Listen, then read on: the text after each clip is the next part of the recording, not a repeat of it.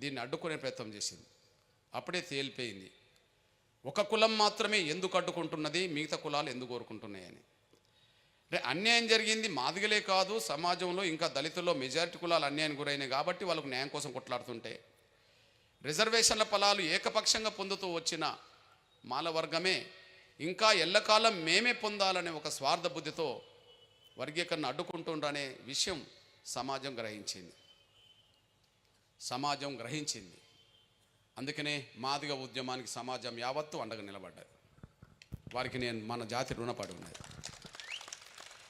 మాదిగ ఉద్యమానికి సమాజం మొత్తం అండగా నిలబడ్డది. ఒక వర్గం ఎందుకు వ్యతిరేకిస్తున్నదో వాళ్ళ స్వార్థం ఏందో తేలిపోయింది. 58 కులాల పక్షాన ఎంఆర్పిఎస్ ఎందుకు పోరాటం చేస్తున్నదో సమాజం గ్రహించింది. కాబట్టిగానే సమాజంలో ఉండబడే అన్ని వర్గాలు, ఒక్క మాటలు చెప్పాలంటే మాలా సామాజిక వర్గం వాళ్ళు మాత్రమే వర్గీకరణ వ్యతిరేకిస్తే అందులో స్వార్థపరులు కొందరు, మాదిగలతో పాటు దళితుల్లో ఉండబడే మెజారిటీ కులాలు వర్గీకరణ కోసం యుద్ధం చేసిన సమయంలో దళితేతర సమాజం మొత్తం, మాలయేతర సమాజం మాత్రం, వాళ్ళు అగ్రకులాలైనా, మైనార్టీలైనా, బీసీలైనా, ఎస్టీలైనా, సమాజంలో ఉండబడే అన్ని వర్గాలు మాదిగ దొండర ఉద్యమం న్యాయం ఉన్నది, వాళ్లకు న్యాయం జరగాల్సిందని చెప్పి ఎంఆర్పిఎస్ మద్దతు ఇచ్చింది. నిజంగా ఆ మద్దతు లేకపోయినా కూడా 30 ఏళ్ల పాటు ఉద్యమం నిలబడేది కాదు. ఎందుకంటే ఈ తెలుగు రాష్ట్రాల్లో దళితులు వెనుకబడ్డారంటే, వెనుకబడ్డ దళితుల్లో మెజారిటీ కులస్తులు మాదిగలే కదా వెనుకబడ్డది. అంటే ఆర్థిక శక్తి లేని వాళ్ళే కదా. మరి ఆర్థిక శక్తి లేని వాళ్ళైనా చెలో పిలుపునిస్తే లక్షల మందితో జయప్రదం అవుతుంది. దానికి కారణం ఏంటంటే సమాజం అందించిన సహకారంతో జయప్రదం అవుతుంది.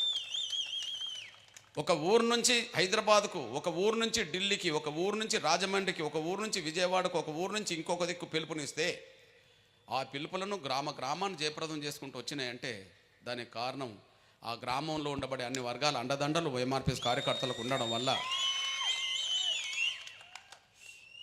ఈ విజయం దక్కడానికి దారితీసింది. సమాజానికి కూడా ఎంఆర్పిఎస్ రుణపడి ఉన్నది.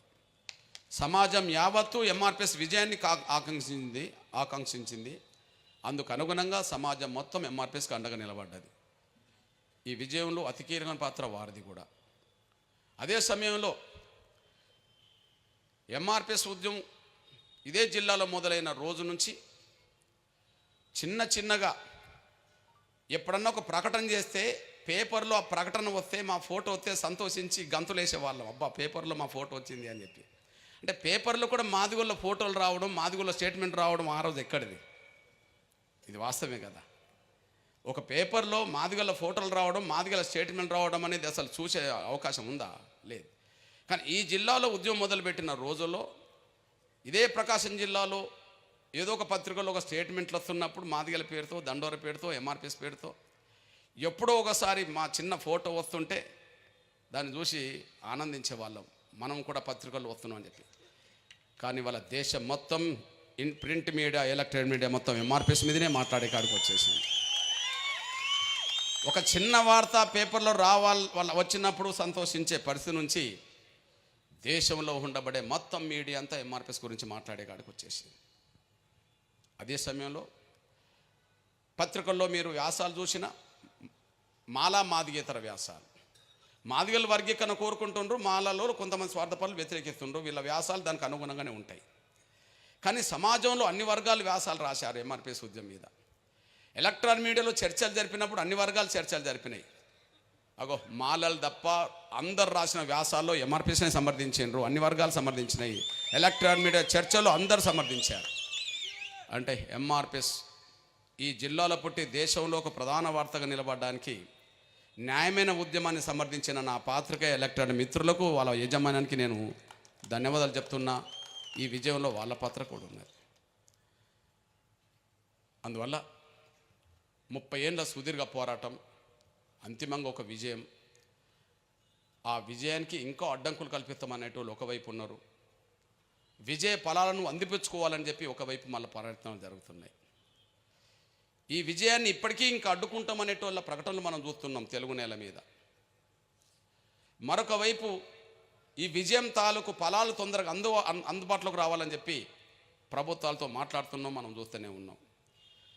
ఏది ఏమైనా ఒక జాతి ఆకాంక్ష కోసం 30 ఏళ్ళ సుదీర్ఘ పోరాటం, ఆ పోరాటం అనంతరం జరిగిన విజయం నా జాతి ప్రజలకు, సమాజానికి దక్కింది. అందుకు నేను గర్వపడుతున్నా ఆ ఉద్యమానికి. ఈ నేపథ్యంలో నా పాత్రికా ఎలక్ట్రానిక్ మిత్రులారా, సమయం అయిపోయిందని చెప్పి మీరు వెళ్ళబాకండి. రేపు వార్త రాకపోయినా నాకు అభ్యంతరం లేదు, కానీ వినండి. ఎందుకంటే మీకు సమయం ఉండాలి, కానీ మీటింగ్ ప్రారంభమే లేట్ అయింది. అందుకనే చాలామంది మాట్లాడాల్సిన సమయంలో కూడా అందరిని ఆపి ముఖ్యులతోటే ఒక 2 నిమిషాలు, జాతీయ అధ్యక్షుడు ఒక 4-5 నిమిషాలు ముగించిందంటే మీరు అర్థం చేసుకుంటారని ఆశిస్తున్నా. కానీ కొన్ని విషయాలు మీ దృష్టికి తీసుకురావాలి.